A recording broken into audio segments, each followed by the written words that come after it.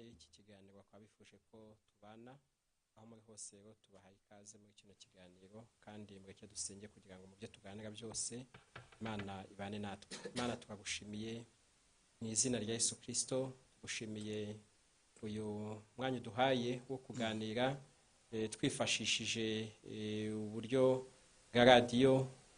Turasengera abantu turi kumwe bari hirya no hino muri uyu mwanya kugira ngo ibyo tuganira, ibyo tuvuga bibe byose bitwubaka, cyane ko uyu mwanya tuganira ku itorero ryawe.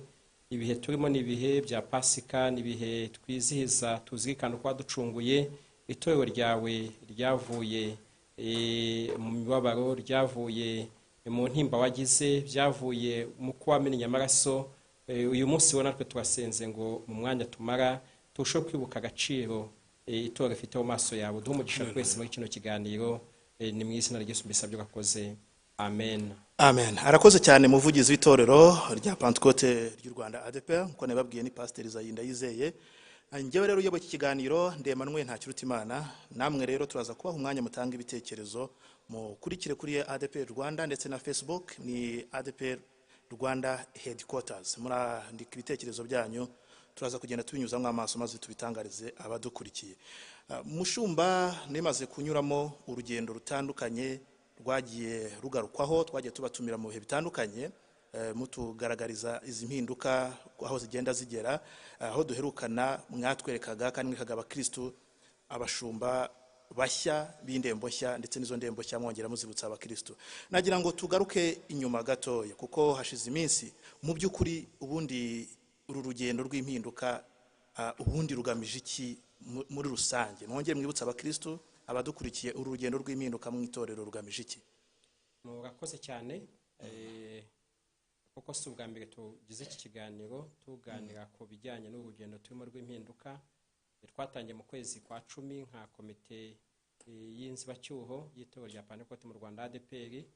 Twagize umwanya wo kuganira n'abakristo tubabwira ibyo tugiye gukora, ariko ni byiza ko tugenda tubigarukaho kugira ngo twese turusheho kujya mu cyerekezo kimwe, kumva impamvu ibyo turi gukora. Icyo rero urugendo rugamije ni ibintu bibiri, ariko icyambere ari nacyo kinini ni ugufasha itorero ko rirushaho kuba muri misiyo yaryo, ko rirushaho kugendera mu cyo Kristo yarihamagariye gukora. Turashimira Imana uburyo itorero ryagutse, ryabaye rigari, ryageze ahantu hatandukanye. Tugira insengero hirya no hino mu gihugu, tugira abizera, tugira abakozi Imana batandukanye nyuma y'imyaka irenga 80. Ariko ni byiza kwibaza uburyo dukomeza gushyira mu bikorwa misiyo Kristo yahaye itorero, irimo kubaka ubwami bw'Imana, irimo kuzana impinduka zuzuye mu mibereho y'abakristo. Niyo mpamvu muri urwo rugendo twifuza ko nyine icyambere gishyirwe imbere, kitabwaho n'umukristo, kuko iyo bahuye no bahinduka abanyetorero. Muri icyo kijyanye no kwibaza uburyo dushyira mu bikorwa misiyo Kristo yaduhaye cyangwa se inshingano dufite nk'itorero, ni na byiza kwibaza uburyo bikorwa. Bega kuzana impinduka zikwiye, impinduka zuzuye mu banyetorero.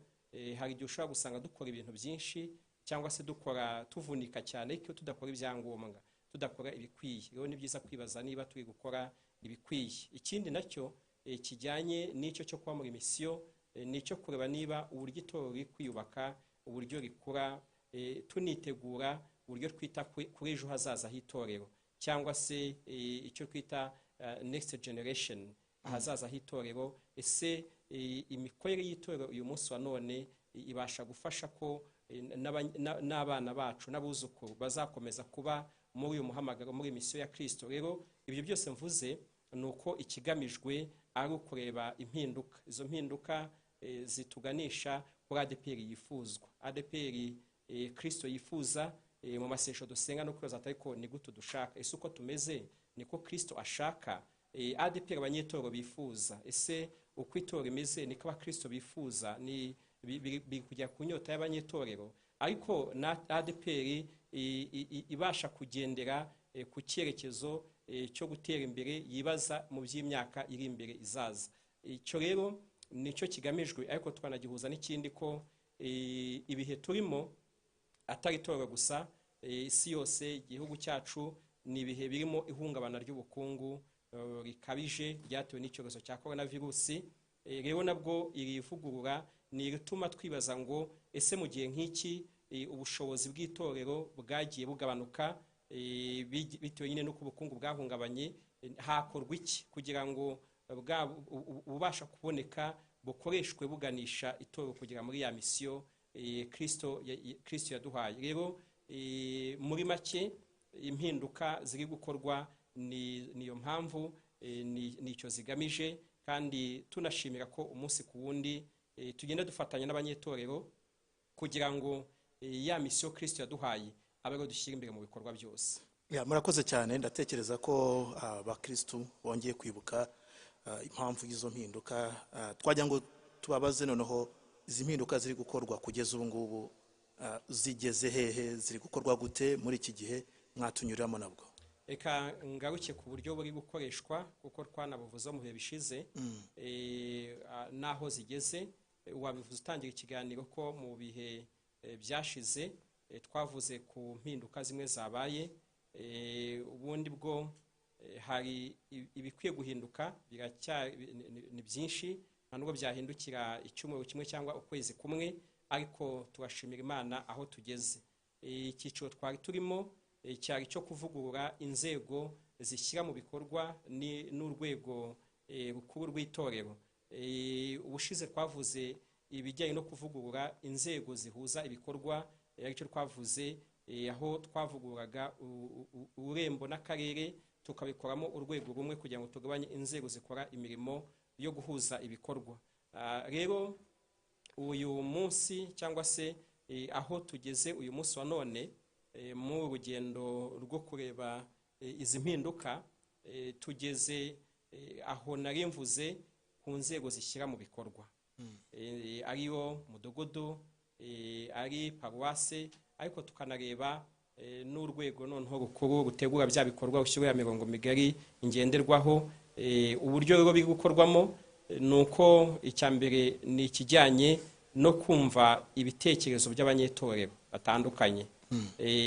Twakoze ingendo zitandukanye, twahuje amatsinda atandukanye tuganira, twagize ibihe byo kuganira n'abashumba bose b'itorero, tuganira n'abapasiteri batandukanye n'abakristo mu byiciro bitandukanye, mu nzego zitandukanye z'abakristo. Dushyiraho amatsinda yihariye yo kudufasha gusesengura mbese n'ibiki byanozwa n'ibiki byavugururwa mu itorero. Bega kuko itorero n'itorero ryagutse, niyo mpamvu twagize umwanya muri amezi yose atambutse yo kumva ni ibiki byakosorwa, ni ibiki byahinduka, ni ibiki byanozwa.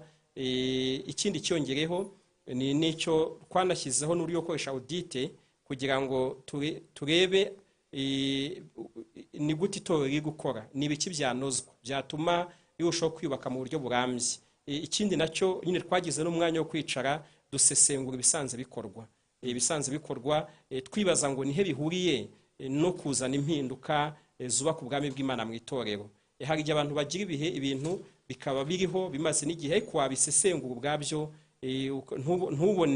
ntubone uburyo bigira ku mukristo kuzana za mpinduka. Ikindi nacyo twifashisha kugira ngo tumenye icyakorwa nacyo ni ugusenga, kuko ndi itorero rya Kristo.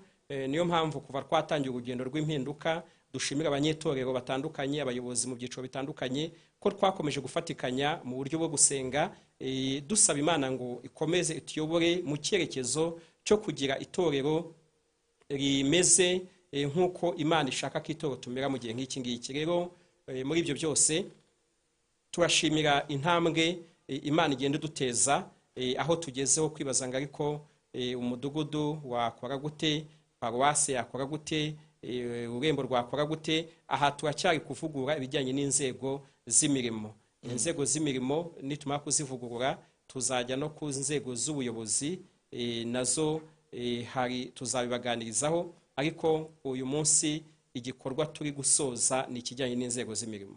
Arakoze cyane umushumba umuvugizi w'itorero rya Pentecôte ry'u Rwanda ADEPR, mbibutse ko ari Pasiteri Zayinda yizeye. Niwe rero turi kumwe mu kiganiro aho dukomeje kuganira ku mpinduka zigenda ziba mu itorero. Wowe gifungura radio yawe ni 96 FM, ni Life Radio isoko y'ubugingo.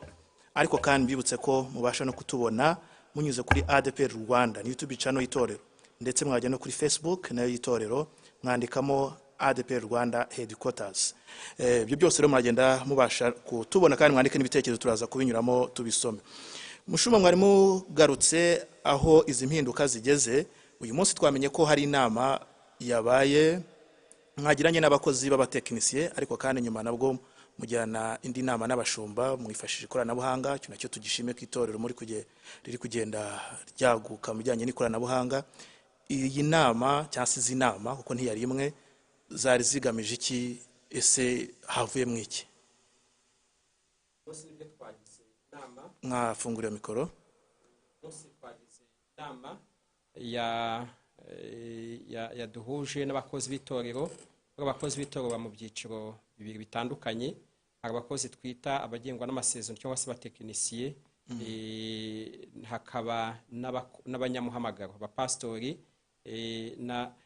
Ku muntu utamenyera itorero ryacu cyangwa utamenyera iby'itorero, hari igihe tujya twumva rimwe na rimwe abantu batanga ibitekerezo ukabona nuko babiterwa no kutamenya itorero, ariko mu itorero ryacu tugira abakozi twita babagengwa n'amasezerano bakora imirimo iri tekinike, basaba akazi bagakora ikizami bagatsinda bagahabwa imyanya, ariko hakaba n'abakozi bandi b'abapastori bakora kubera umuhamagaro. Rero twagize izo nama mu byari bigamijwe nyine harimo kugira ngo tugirane ikiganiro, kuko igihe cyose si n'ubwa mbere tuganira n'abakozi mu byiciro bitandukanye, kuko mu mpinduka nk'izi ni byiza ko abantu bagenda baganira kugira ngo bamenye ibikorwa, bamenye impamvu yabyo, batange ibitekerezo, kuko twifuza ko biba ibyo dusangiye. Rero icyari kigamijwe kugira ngo tuganire nabo ku bitekerezo byagiye bitangwa n'ingamba zihari zijyanye n'irivugurura kuri izi nzego z'imirimo, haba guhera ku biro bikuru by'itorero kugeza ku rwego rw'umudugudu. N'ibyo biganiro mu bintu rero byari birimo, harimo no kubereka urutonde rw'imirimo igiye kuba iri mu itorero, ko twavugura inzego z'imirimo. Harimo kubereka urutonde rw'imirimo iri mu itorero, kugira ngo kuko ikizakurikiraho nuko abakozi baba basanzwe mu kazi bajya muri iyo myanya hashingiye ku bisabwa kuri uwo mwanya. Rero nicyo kiganiro twaganira kugira ngo bayimenye, bityo binabafashe wumva mu myanya yasigaye iri mu bushobozi bwe, yujuje ibisabwa, nawe ahabwa amahirwe yo kubona uwo mwanya. Rero icyo ni kimwe ku bakozi b'abatekinisiye, ariko no ku bakozi b'abashumba nabo twari kuganira ibijyanye n'izo mpinduka, kuko bo ntabwo ku bakozi b'abatekinisiye iyo imyanya ibaye mike barasezererwa mu buryo bukurikije amategeko, umunsi ku wundi mu byo dukora byose dukurikiza amategeko. Ariko abakozi b'abanyamuhamagaro ntabwo tujya tubasezerera, kuko umuhamagaro niwo utuma dukora, kereka wagize ibyaha byatuma uba utagifitiye umuhamagaro wo korera Imana. Muravuga abanyamuhamagaro, murakahita yibaza ko bo nta kontra bagira bagenga. Hari amasezerano nabo tugira atugenga muri uwo muhamagaro. Ayo masezerano rero atandukanye na kontra zindi zisanzwe z'akazi. Mwigeze gukomoza ku bijyanye n'umudugudu n'amaparuwasi ko impinduka ariho zigeze, ubu bimeze bite? Mu isesengura twakoze kuva twatangira, mu cyo twabonye nuko umudugudu ari rwo rwego rukwiye guhabwa imbaraga cyane, hakagabanywa imbaraga zishyirwa mu nzego zindi zijya hejuru ku buryo itorero riremera hejuru, ariko wajya ku midugudu ugasanga ubushobozi buhajya cyangwa n'ibikorwa bihaba byo kwita ku bakristo itorero bigizemo uruhare, ukabona ntabwo bihabwa imbaraga cyangwa ntibihagije. Kandi ariho hantu abakristo bahurira, niho bakurira, niho barererwa, niho bafashirizwa, niho bagukira. Rero turishimira ko ivugabutumwa ryageze ahantu hatandukanye, tukagira abakristo, tukagira insengero, ndetse nini zuzuye abantu, ariko iki ni igihe cyo kwibaza ngo ese aba bakristo ni gute bitabwaho, ni gute barerwa, ni gute bigishijwe ijambo ry'Imana, ni gute discipleship ikorwa, ni gute bahinduka abigishwa ba Yesu, ni gute batozwa, ni gute impano zabo zikorwa. Niyo mpamvu muri runo rugendo rero icifuzwa nuko umudugudu ariho hahinduka ahantu umukristo abonera ibyangombwa byose bimufasha gukura mu buryo bwuzuye, kandi na serivisi akenera mu itorero akayibonera hariya ku rusengero, hariya bahurira, hariya basengera, hariya bihanira, hariya bigishirizwa inyigisho bagiye kubatizwa, hariya abana bo basengererwa, hariya bahererwa igaburo ryera.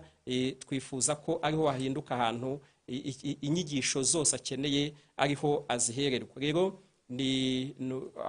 twashyizeho itsinda ry'abanyetoro mu byiciro bitandukanye, abashumba, abapastori bafite ubumenyi butandukanye, kugira ngo badufashe gusesengura umudugudu wifuzwa wari ukwiye kuba umeze gute, wujujwe ibiki, ukora ibiki. Tuzagira umwanya wihariye tuzane na bamwe mu bagiye bakora ubwo busesenguzi kugira ngo twongere dusobanure nk'itorero uyu mudugudu ahangaha abakristo bahurira ni gute twifuza ko hiyubaka kugira ngo haguke. Ikindi muri ubwo buryo bwo kurushaho gushyira umutima n'icyerekezo ku cyo twita itorero, kuko hari igihe itorero turifata nka za nzego zo hejuru. Umuntu yaba ari ku rusengero hariya ku mudugudu hari ntiyumve ko ari itorero, akumva ko ryabaye itorero byageze kwa representa, byageze hejuru, ariko buri itorero ni hari abakristo bari, ni hari umukumbi uri. Na niyo mpamvu muri izi ngamba nshya twifuje no guhindura iyi nyito dukoresha ku mudugudu, ahubwo tukaba dukoresha itorero. Aho uyu muntu uvuga ngo nagiye ku mudugudu avuga ko ari ku itorero. Mbahaye nk'urugero mu nyito nshya twifuza gukoresha, hano iradiyo iri muri Paruwasi ya Gasave, hari umudugudu wa Kumukenke uri hafi y'iradiyo, ni mu rurembo rwa Kigali, ariko twifuza ko twajya tuvuga ADEPR itorero rya Kumukenke, noneho Paruwasi ya Gasave ururembo rwa Kigali. Cyane turifuza kuko iyo tuvuze itorero urumva na misiyo aho itorero Yesu aho itorero n'ibikeneye gukorerwa muri rya torero. Ikindi nuko mu rwego rwo kwegera abakristo nk'abashumba, mu rwego rwo kuzuza inshingano turahirira ya gishumba yo kubana n'umukumbi, yo kuba mu mukumbi, tunifuza ko umushumba wese agira itorero cyangwa umudugudu ayoboye. Muri ya nyito dusanzwe dukoresha ayoboye, kuko niho abakristo bahurira. Buriya hari igihe dufata umushumba nk'urwego ruri hejuru. Buriya Paruwasi nta rusengero igira, buriya Paruwasi nta rusengero, Paruwasi ni office, ni biro. Ururembo buriya ubusanzwe byari biro, n'ibiro bikuru byari biro, ariko kandi biro ntabwo ari abakristo na administration, ariko mukumbi abakristo bari ni mu rusengero, ni muri za gahunda zibarera mu buryo bw'umwuka. Ari nayo mpamvu muri izi mpinduka twifuza ko kino kintu cyitabwaho, umushumba akaba afite n'abakristo ashumbye, n'abakristo ashumbye. Niba koko ari umushumba ku rwego rwa Paruwasi, akaba afite rya torero ririho icyicaro cya Paruwasi, akaba ari umushumba waryo, akagira n'imirimo yindi ya coordination yo guhuza andi matorero ari muri ya Paruwasi, ariko hari itorero nawe ashumbye nk'umushumba waryo. Niba ari umushumba ku rwego rw'ururembo, akaba rya torero ku cyicaro aho biro y'ururembo iri, rikaba ari itorero nawe ashumbye, abana n'abakristo asengana nabo, ariko akagira n'inshingano zindi zo gukora imirimo ya coordination yo guhuza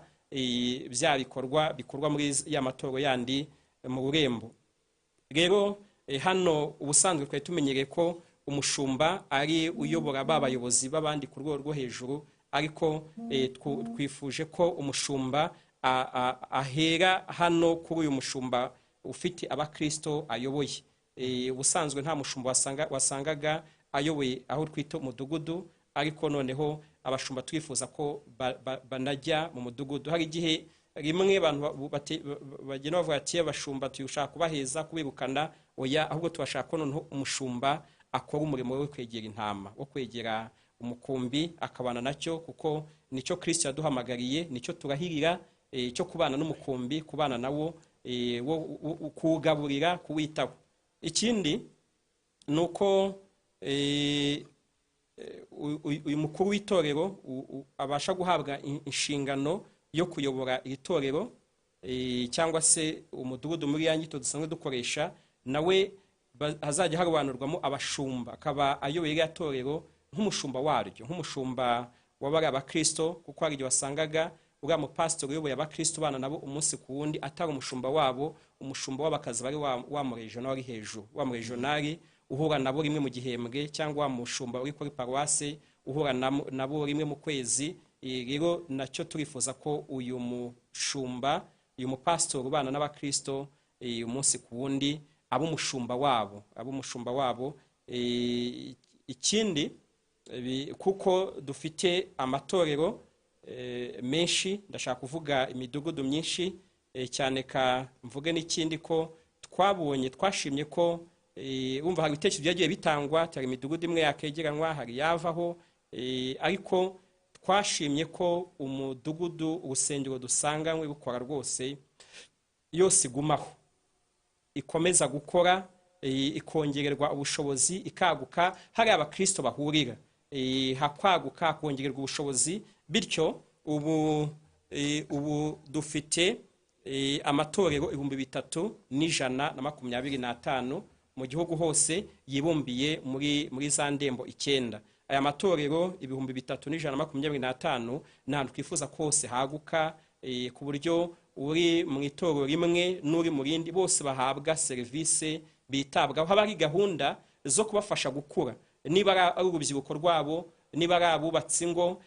Hari igihe usanga mu itorero rimwe cyangwa se ku mudugudu umwe cyangwa se mu gace kamwe, bitewe na pastori, ugasanga ibyiciro runaka bitabwaho, hari gahunda nziza, ariko wagera hano ugasanga nta bihari. Rero muri gahunda y'iri torero aho abakristo barererwa bakurira, nabwo twashyizeho uburyo bwafasha abakristo aho bari hirya no hino mu gihugu. Niba tuvuge urugero ari ugutegura ingo zijya ku bana, kuko hari aho wasangaga bitewe na pastori cyangwa se umushumba uhari, ugasanga niba ari abageni bategurwa kuzashyingirwa, bagahura na pastori kuwa gatanu, bafite ubukwe kuwa gatandatu, akabigisha isaha imwe za nyigisho zibategurira ku bana kubaka urugo. Ariko ugasanga hari ahandi bafata amezi 4 bategura bari abantu bagiye kubaka urugo. Urumva rero ibyo nibyo dushaka guhuza, kugira ngo koko twibaze ngo aba bakristo, uyu mukumbi ugaburirwa iki, uhabwa ibiki, witabwaho ku ruhe rwego. Ikindi nk'uko mbivuze, dufite amatorero 3125, ntabwo yose ayobowe n'abapastori, hari ayobowe n'abarimu cyangwa se n'abakuru b'itoro bakimenyerezwa umurimo wa gishumba. Ahazaba hari abarimu abo bayoboye imidugudu, kubera ko nabwo ni urugendo rwo gutegura abashumba bakora hano. Uwo mwarimu uraho cyangwa umuvugabutumwa uraho cyangwa umukuru w'itoro uri kumenyerezwa, hazajya harebwa umushumba uyoboye itoro uri hafi, ahabwa inshingano yo kubatoza, yo kubamenyereza, yo kubategura nabo kubamo bakora ya mirimo ya gishumba, ariko no kujya abafasha kugira ngo za serivisi bari bakeneye bahabwa n'umushumba nazo bazibone hafi, bitabasabye kujya ahandi hantu kure.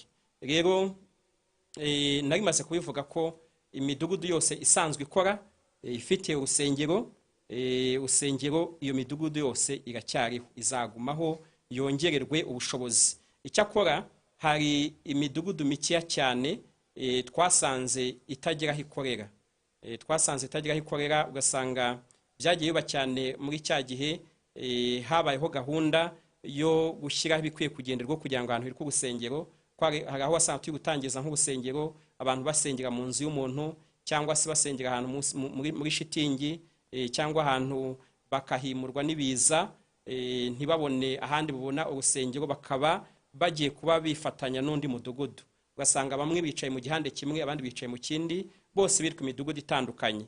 Urumva rero abo bakristo basengera mu rusengero rumwe, nta mpamvu yo kutabita itorero rimwe.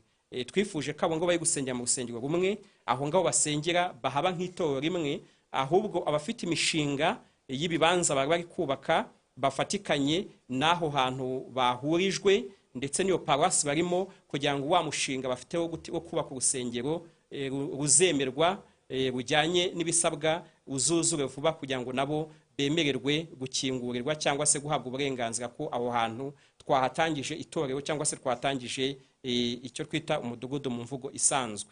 Ikindi nuko mu rwego rwo kugira ngo hongerwe ubushobozi bwo kwita kuri aya matorero, kwita kuri abakristo bahari no kubagenera inyigisho zibakwiye, twabonye nyine uko nabivuze inzego zubakwa hejuru zikwiye kugabanuka, ahubwo abapastori, abashumba n'ibindi bikorwa bitandukanye bikarushaho kwegera abakristo hariya basengera, hariya bahurira. Paruwasi rero nayo twayiganiriyeho, tubona ari byiza ko paruwasi iba ikikwiriye kuba iricyo. Buriya mu itorero ryacu dutangira imidugudu za chapelle, hari uburyo twagiye dutangira bimeze nk'ibyumba by'amasengesho, hamwe haraguka rero haba hagari, hagira n'abakristo benshi, hamaze kuba abakristo benshi ariko ntitwatekereza isaha ahantu ni gute akeneye gukomeza kwitabwa, aba bantu babaye benshi ni gute barerwa, ni gute bafashwa. Rero paruwasi twayifashe nk'urwego rushinzwe guhuza bya bikorwa biri mu matorero ari muri ya paruwasi. Umuyobozi wayo cyangwa umushumba wayo nubwo azaba afite nawe itorero ashumbye ririmo abakristo, ariko azaba afite n'inshingano ya coordination yo guhuza, ariko no kongerera ubushobozi abakozi b'Imana bakorera muri ya matorero. Niba afite tuvuge amatorero 8, 10, 15 se akorera aho ayobora, azaba afite iminsi bigenda gahunda itorero rigenda ritegura, ahura nabo ngabo hagamijwe kubahugura, hagamije kubongerera ubushobozi, hagamije gufasha ko ya matorero cyangwa se ahantu abakristo bahurira imidugudu, ko bagira abantu bo kubarira, bo kubatoza, nabo bafite bwa bushobozi bujuje ibisabwa. Niyo mpamvu inshingano z'abafite uyu muntu uri ku rwego rwa paruwasi si yo kujya mu midugudu, ahubwo niyo guhuza babayobozi, babigisha, babavugabutumwa, babandi bakora ibyiciro, kubahuza bagahabwa, akabaha inyigisho uko zigenda zitegurwa n'itorero mu rwego rwo kubongerera ubushobozi. Paruwasi rero twabonye ari byiza ko zimwe zihuzwa kugira ngo paruwasi bikikwiye kuba cyo ibe rwa rwego nyine rwo kongerera amatorero ubushobozi, itorero rikomeze ribe hariya abantu basengera, noneho paruwasi yo ibe urwego rwo kongerera abakristo ubushobozi. Ku bantu badukurikiye bataba mu itorero ryacu, kuko hari aho usanga amatorero menshi yandi iyo bavuze paruwasi bavuze urusengero, ugasanga iyo bavuze paruwasi yavuze paruwasi ya Kumukenke avuze urusengero n'andi matorero, ukaba wasanga cyangwa hariho n'ishami runaka rikorana naryo. Ariko ni byiza ko twumva nyine itorero rya ADEPR mu buryo ringana, mu buryo rimeze, muri uko uko paruwasi yaba ikikwiye kuba cyo rwa rwego rushinzwe kongera imbaraga cyangwa guhugura babayobozi bayobora ariya matorero. Paruwasi twarazihuje kugira ngo izibe icyo zikwiye kuba ziri cyo. Mu rurembo rwa Kigali ruzaba rugizwe n'amatorero 162, ariko cyangwa se icyo dusanzwe kwita imidugudu, ariko harimo paruwasi 12.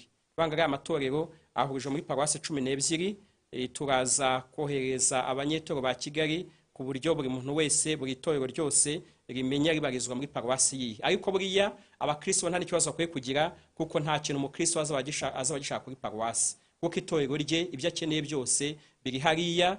Umuyobozi we niwe uzaba ufite ahuriye na paruwasi, ariko nawe ahuriye nayo nuko ari urwego rushinzwe guhuza bya bikorwa ko no kumuhugura no kumwongerera ubushobozi. N'abakristo bo ntaho bazaba bahuriye no kujya kuri paruwasi, aho kugira ngo uvuye ngo paruwasi yanjye ujye uvuga ngo itorero ryanjye. Itorero ryawe ribe hariya, urwa rusengero muhuriramo, kandi nyine itorero n'umuryango, bwa n'umuryango niyo mpamvu rikwiye kugira aho rihurira, kwiye kugira rwa rusengero aho duherebwa bya byo kurya by'umwuka, bya bidutunga.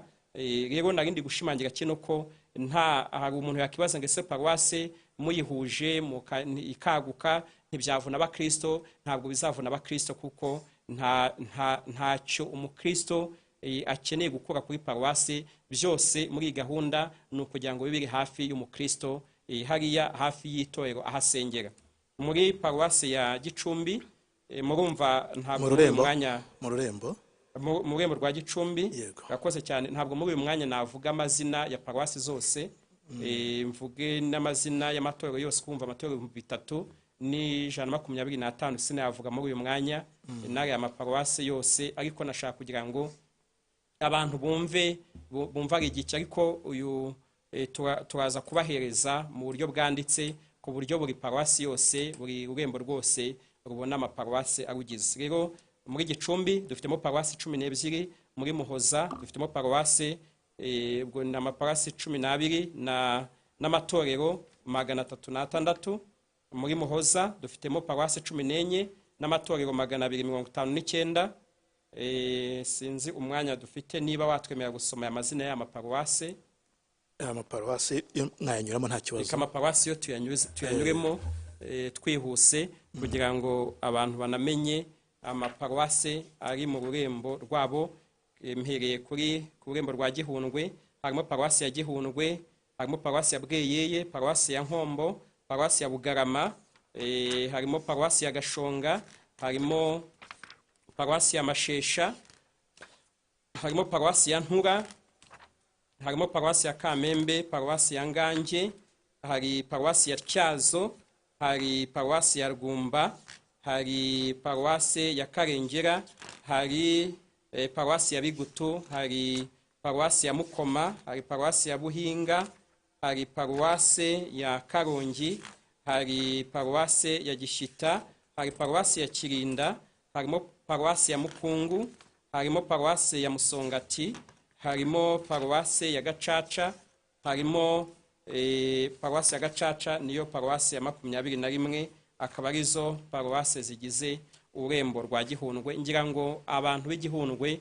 mukurikije paruwasi murahita ko mugeranya mumenye paruwasi zegeranye nayo zahujwe, ariko muraza kubona urutonde rw'umudugudu ubarizwamo cyangwa itorero ubarizwamo paruwasi riherereyemo ari irihe. Hari ururembo rwa Nyabisindu.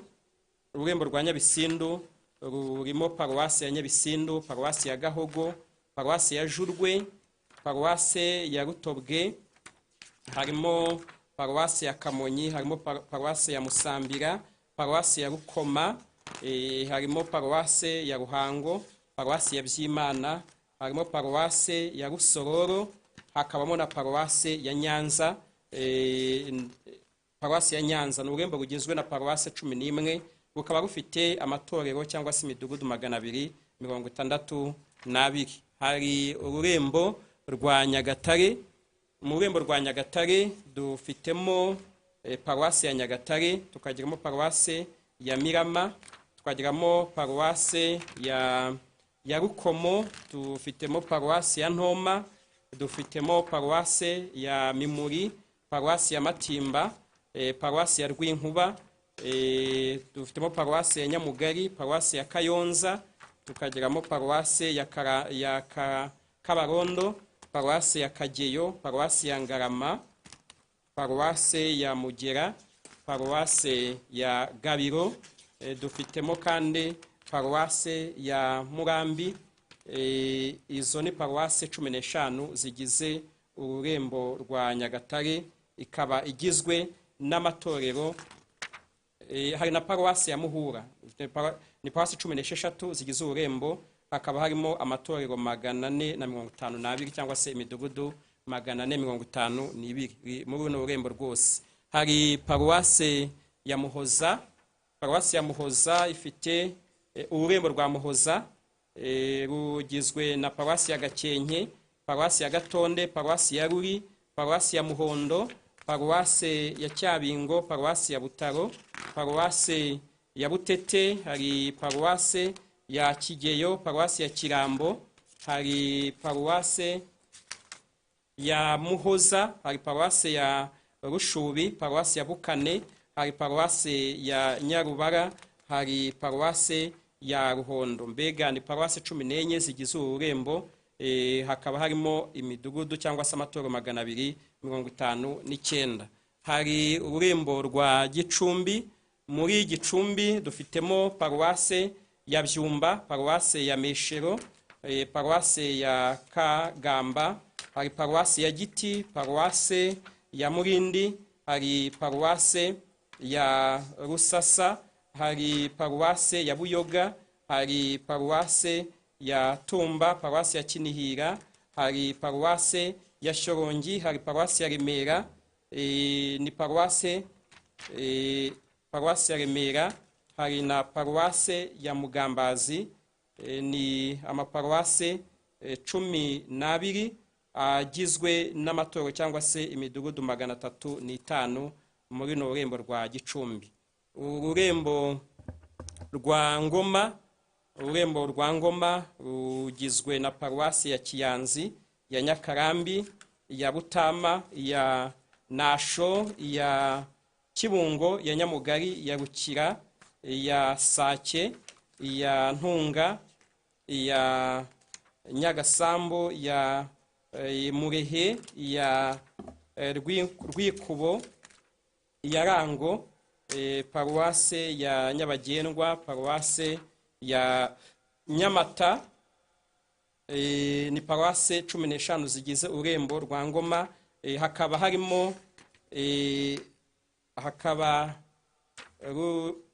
amatorero 370 cyangwa se imidugudu 370 niyo igize ururembo rwa Ngoma.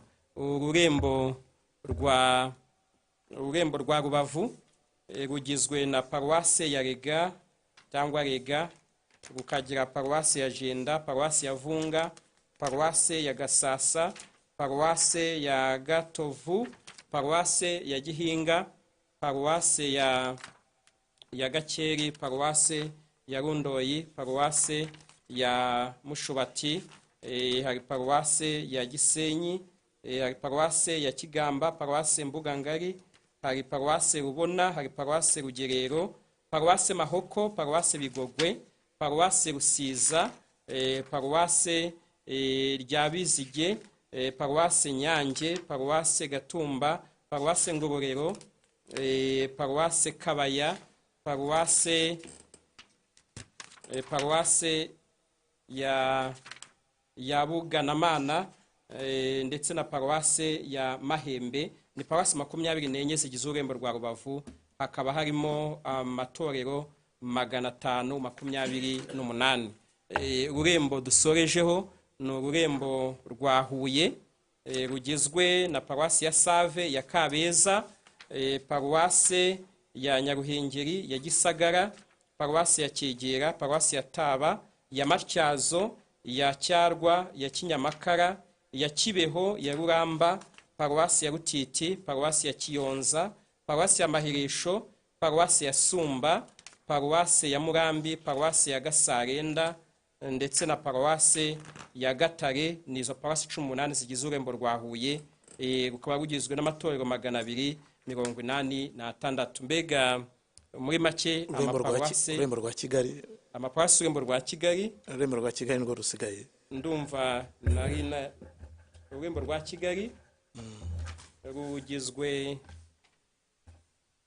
rugizwe na paruwasi ya Nyarugenge, paruwasi ya Muhima, paruwasi ya Muganza, paruwasi ya Kicukiro, paruwasi ya Gatenga, paruwasi ya Remera, paruwasi ya Kimihurura, paruwasi ya Kinyinya, paruwasi ya Kayanga, paruwasi ya Gasave, paruwasi ya Gihogwe, paruwasi ya Kabuga, paruwasi ya Kabuga rugizwe na paruwasi 12.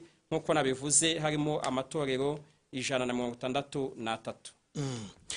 Mushumba, reka tubashimire cyane byo musobanuye. Ndahamya ko izi mpinduka zanye mwibishya abantu babisobanukiwe by'umwihariko abanyetorero, ariko hari ibibazo natekereje ko n'abadukurikiye bakwibaza cyangwa se bibajije.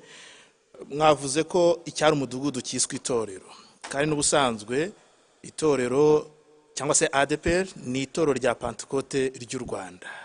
Umudugudu wiswe itorero, ndetse icyo nakwita gikuru cyiswe itorero, aho ntibizabaho kwitiranya cyangwa nabwo iryo zina ryaba ryashakiwe irindi nyito. nyine itorero rya Pentecote Rwanda ADEPR niyo mpamvu itorero rya Pentecote ry'u Rwanda ADEPR ako kanwa gasubiramo nari mvuze ngo mu nyito ni icyambere dukeneye ne gutandukanya uburyo inzego zubatse ahantu hose urwo rwose tubaga itorero rya ADEPR. Ni mu gihe no ku kigo cy'amashuri muzabona ko cyanditseho ADEPR. Cyanditseho ADEPR, rero muri rusange itorero ryacu ni itorero rya Pentecote ry'u Rwanda ADEPR. Tukaba dufite ibiro bikuru by'itorero bihuza bya bikorwa byose ku rwego rw'igihugu. Ushatse kurebera ku rwego rw'igihugu rero iyo ugeze ku biro bikuru ubona ugeze kuri ADEPR. Hari n'igihe uko ibikorwa tubyubaka bijya ku rwego ntiwagira ngo ADEPR ntihari ku biro bikuru, ariko cyangwa se bagira ngo ku itorero ntihari ku biro bikuru, ku buryo umuntu ari ku rusengero hasengera atumva ko ari mu itorero. Rero ntabwo bihindura inyito y'itorero. Niyo mpamvu navuze ko tuvuga ngo ADEPR itorero ry'ahantu runaka, ADEPR itorero rya Murambi, ADEPR itorero rya Gasave, ADEPR itorero rya Muhima, ADEPR itorero rya Tyazo, ADEPR itorero rya Matyazo, ADEPR itorero rya Ruyaga, ku buryo hariya muri ku rusengero mwumva ngo turi mu itorero, wabona agiyeyo ukavuga ko ugiye ku itorero, umuntu yanakubaza ngo ariko usengera he, ukamubwira ko usengera muri ADEPR ku itorero rya Murambi. Yego, kirumvikanye, murakoze cyane. Aba bari abakuru b'itorero dukunze kwita les pasteurs, abapasteri. Muvuze ko ubu none hiri torero cyahoze ari umudugudu kigiye kuyoborwa n'abashumba. Ese nawe bari basanzwe bayobora bagiye guhindurwa abashumba, cyangwa ni bamwe muri aba bavuye muri izi paruwasi kuko mva zaganutse byanze bikunze hari abavuye muri iyo mirimo, niba mugiye gufata mukabashyira muri icyo cyahindutse amatorero, mwagisobanura aho ngaho? Abayoboraga paruwasi kumva ko hari bamwe bijyanye n'ubushobozi bw'ibisabwa kuba umuntu yahuza bino bikorwa, yakora uyu mwanya wo kongera ubushobozi abandi bazayobora aya maparuwasi muri iyi nyito. Urumva ko hari n'abandi bazajya kuba abashumba kuri aya matorero ahangaha abakristo bahurira, bazajya kuba, ariko rero ni bakeya ugereranije n'amatorero dufite. Na niyo mpamvu mu kindi kizarebwa ni ukureba mu bandi bapasiteri dufite, ababa amashumba bo muri ayo matorero, hari n'azakomeza kuyoborwa n'abavugabutumwa, n'abarimu, hari n'azakomeza kuyoborwa n'abakuru b'itorero bakikorerwa. Niyo mpamvu navuze ko tunifuza ko niba ari umuntu ari umukuru w'itorero agira uburyo arerwamo agategurwamo ko akora umurimo wa gishumba. Yego, hari cyawuhindutse amatorero byari imidugudu, wasanga hari nk'abapasiteri 4 bagiye kuyoborwa noneho n'abashumba. Abo bapasiteri bagiye kujya hehe? Barabahagaritswe cyangwa zakomeza n'ubundi bayobora abantu? Oya, nta numwe tugiye guhagarika, kubera ko n'ubusanzwe bavuze ko nyine hari 4. N'urugero siko hose hari 4, arabasaga babiri nanjye nkoresheje hari 4. Urumva hagiye niba hazamo n'uwa 5, urumva se n'ukongera imbaraga. Nuko ariko ntawe tugiye guhagarika, yaba umwarimu yaba umupasiteri, kuko uyu murimo nk'uko nabivuze w'umuhamagaro ni umurimo icyambere muri izi mpinduka. Uzaba utari muri paruwasi azaba uretse ko umuntu wese akwiye kuba ari hariya mu itorero, hariya ku mudugudu, umuntu wese akwiye kuba ari hari, noneho akaba yahabwa inshingano ziyongereho zo kuba yahuza ibikorwa ku rwego runaka rwo hejuru, ariko umuntu wese akwiye kuba afite inshingano ya gipasitori, ya gishumba, akora hariya abakristo bahurira, noneho hakaba indi mirimo yindi yo guhuza ibikorwa ku nzego zitandukanye. Rero ari aba bari mu maparuwasi, ari abari hari no mu midugudu hano turi kwita itorero, nta n'umwe wirukanywe, nta n'umwe wahejwe, bose bagiye, ahubwo ni uburyo turi gushyiraho kugira ngo aba bantu koko begere abakristo, aho abakristo bahurira. Noneho ahubwo ikizarebwa mu biganiro bikurikira ni ikirebwa ese ni gute bano bantu hano mu itorero ni gute nk'aho uvuze hari 4 hari 5 bakora iki, bakora ibiki mu rwo kugira ngo b'abakristo babone ibyangombwa byose bakeneye.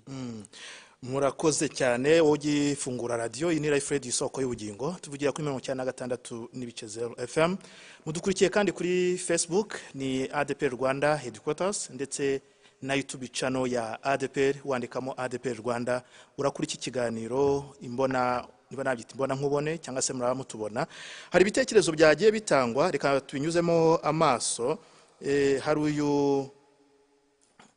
uyu witwa yise cyangwa se niko yise kuri Facebook, yitwa Kagorora Gakirane, yavuze ngo ibintu birasobanutse rwose, Imana ibakomereza amaboko pe.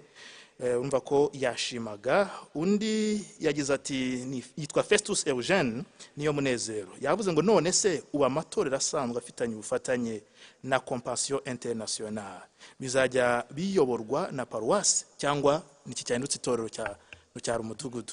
Ubwo muraza kubasubiza ko hari yakoze cyane.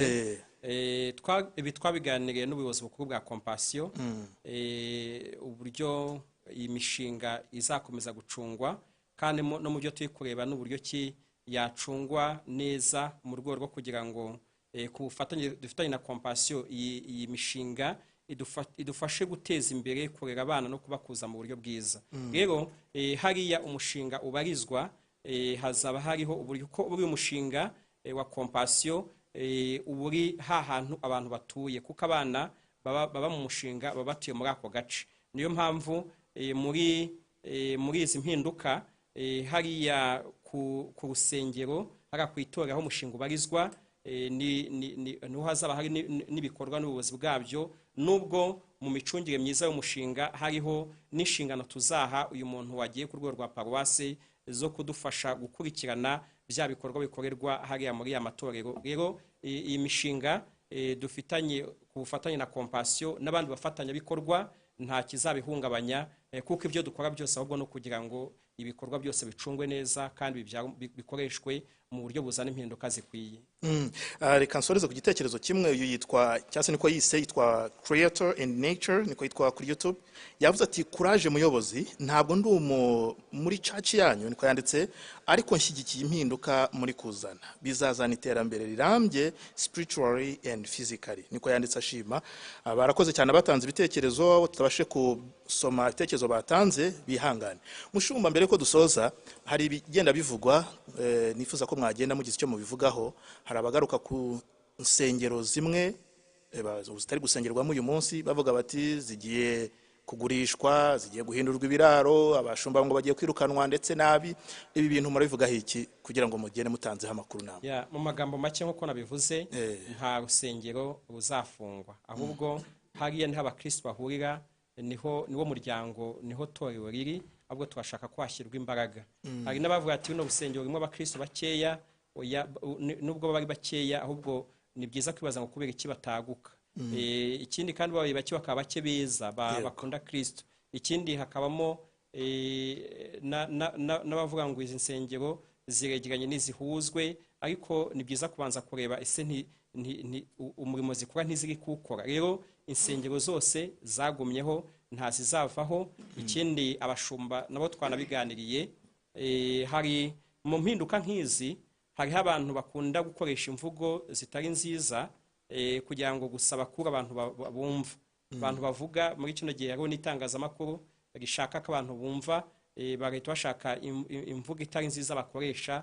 Rimwe na rimwe urumva imana ivuze ngo kwirukana abashumba nabi, kandi icyo navuze ahubwo ni uko dushaka ko abashumba begera umukumbi, baba hafi mu bakristo, bagakoresha umuhamagaro kugira ngo ubwami bw'Imana b'abakristo barerwe, wa mukumbi twahawe witabweho, ubone ibibakwiye. Rero abashumba nta gahunda ihari yo kubirukana, ahubwo gahunda ihari niyo kugira ngo bafashe umukumbi. Dusoza rero, birashoboka ko ari ubutumwa bw'umwihariko mwagenera abanyetorero. Turi mu bihe bya Pasika, hari amakuru atandukanye ari kuvugwa, ndetse n'ubutumwa mutanze, mwagira ko musoza mutanga ubutumwa tugasoza dusenga.